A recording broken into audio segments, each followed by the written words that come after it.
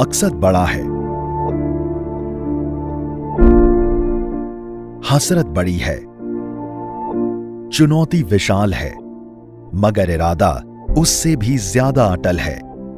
चुनौती को चितकर प्रतिज्ञा को पूर्ण करने की इच्छा हिमालय से भी अधिक प्रबल 130 करोड़ हिंदुस्तानी और उसकी आने वाली पीढ़ी की फिक्र उससे भी ज्यादा विराट। लिहाजा सबसे जरूरी और सबसे बड़े संदेश को सर्वोच्च शिखर पर खड़े होकर दुनिया के सामने दोहराने निकल पड़े भारतीय प्रशासनिक सेवा के अधिकारी रविंद्र कुमार। पीठ पर गंगाजल, हाथ में छड़ी, आंखों में चश्मा, सिर पर टोपी, खुद पर यकीन और दिल में हिंदुस्तान लेकर लक्ष्य की ओर विदा हो गए रविंद्र कुमार। सबसे ऊंची चोटी पर चढ़ने से पहले पहुंचे उस देवी के दरबार जिनके आशीर्वाद से ही हिमालयन संकल्प सिद्ध होता है। एवरेस्ट की देवी चोमोलुंगमा के दर पर माता की अर्चना की, उनकी परिक्रमा की और देवी के दरबार में सफल और सुरक्षित यात्रा हेतु सिर झुकाकर आशीष लिया। फिर चल पड़े सबसे दुर्गम रास्ते पर सबसे मुश्किल चढ़ाई चढ़ने के लिए। चारों तरफ विशाल हिम पर्वत, जमीन ऐसी बंजर और दर्रे इतने ऊंचे कि यहां सिर्फ जिंदगी का सबसे अहम उद्देश्य लेकर ही कोई जा सकता है। चारों तरफ सफेद मोटी चादर और बर्फ से ढके चट्टानों के बीच सबसे कठिन रास्ता पहुंचता है माउंट एवरेस्ट पर। बिल्कुल खड़ी चढ़ाई थी। अन्य पर्वतारोहियों के साथ आगे बढ़ रहा था यह दृढ़ विश्वासी अफसर। -20 डिग्री से -50 डिग्री के बीच केवल एक छड़ी और रस्सी के सहारे। धरती की तुलना में महज 1/3 ऑक्सीजन के सहारे दुनिया की सबसे ऊंची चोटी पर चढ़ना आसान नहीं था। अंतहीन चढ़ाई थी, ऊपर से बर्फीले तूफान, कहीं हजारों फीट ऊंचे पहाड़ और कहीं हजारों फीट नीची खाई। थोड़ी सी चूक और सब कुछ खत्म।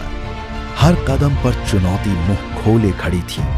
मगर हिंदुस्तान की सबसे कठिन शैक्षणिक प्रतियोगिता में सफलता का हस्ताक्षर करने वाले रविंद्र कुमार सबसे बड़े उद्देश्य को पूरा करने के लिए, सबसे बड़े पहाड़ को फतह करने के लिए बढ़ रहे थे। कई बार पैर डगमगाए, कई बार हौसला डिगा, कई बार हिम्मत हारने लगी, कई बार नाउम्मीदी सामने खड़ी हो गई। लेकिन रविंद्र का आत्मबल अटूट था। अपनी जिद, अपने जुनून, अपने जज्बे और अपने जोश को सीढ़ी बनाकर अपने मिशन को कामयाब बनाने के लिए डेथ जोन की तरफ बढ़ते जा रहे थे।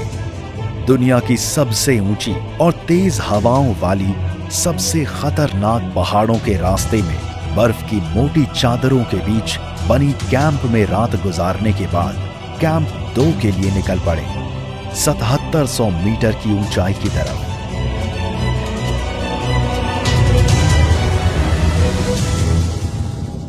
जितने ऊपर चढ़ते जा रहे थे, मुश्किलें उतनी ज्यादा बढ़ती जा रही थीं। रिस्क उतना ज्यादा बढ़ता जा रहा था। कैंप 2 से कैंप 3 की तरफ बढ़े, फिर वहां से शिखर की तरफ। धैर्य को ढाल बनाकर रविंद्र कुमार हर कठिनाई से टकराते हुए अंबर को छूते माउंट एवरेस्ट की तरफ बढ़ रहे थे। 2 महीने की मशक्कत के बाद वो लक्ष्य करीब था। वह चोटी सामने थी जहां पहुंचने का साहसिक संकल्प लिया था इस अफसर ने। आखिरकार रात भर की चढ़ाई के बाद समुद्र तल से 8848 मीटर ऊपर खड़े थे रविंद्र कुमार, भारत के पहले IAS अफसर जो अपने दफ्तर से निकलकर सबसे ऊंचे पर्वत के शीर्ष पर खड़ा था। स्वच्छ गंगा स्वच्छ भारत एवरेस्ट अभियान को नया आयाम देने के लिए सबसे ऊंची चोटी पर पहुंचे IAS रविंद्र कुमार 130 करोड़ लोगों को जल संरक्षण का संदेश दे रहे थे। 23 मई 2019 को सुबह 4:20 पर सबसे ऊंचे पर्वत पर पवित्र जल चढ़ाया और वहीं से गंगा को निर्मल बनाने की अपील की।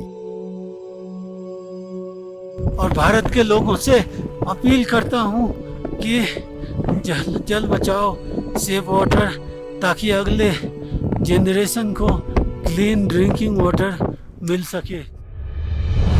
साहस, शौर्य और समर्पण का पर्याय बनकर इस वक्त सर्वोच्च शिखर से पानी बचाने का संदेश दे रहे थे पर्वतारोही IAS रविंद्र कुमार।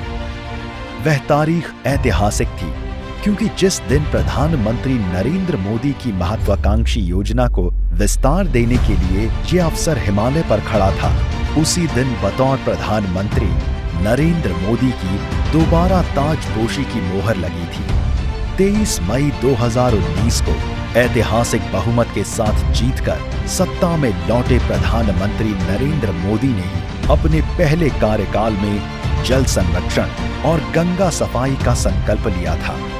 रविंद्र कुमार को पानी के प्रचंड संकट का एहसास तब हुआ जब पूर्व पेयजल एवं स्वच्छता मंत्री उमा भारती के प्राइवेट सेक्रेटरी के रूप में भारत सरकार में तैनात थे। प्रधानमंत्री नरेंद्र मोदी ने पानी बचाने को लेकर मुहिम शुरू की। निर्मल गंगा योजना आकार ले रही थी। 130 करोड़ हिंदुस्तानियों के प्रण का लक्ष्य बड़ा था, संकल्प बड़ा था। प्रधानमंत्री नरेंद्र मोदी की बात रविंद्र कुमार को छू गई। सियासत के सिद्ध साधक के प्रण को पूरा करने के लिए एक तपस्वी की तरह इस अफसर ने खुद को झोंक दिया। प्रधान सेवक के संदेश को जन जन तक पहुंचाने की खातिर विदा हो गए उस जगह की ओर जहां से गंगा निकलती है, जिस हिमालय से हिंदुस्तान की नदियां कहीं न कहीं जुड़ी हुई हैं।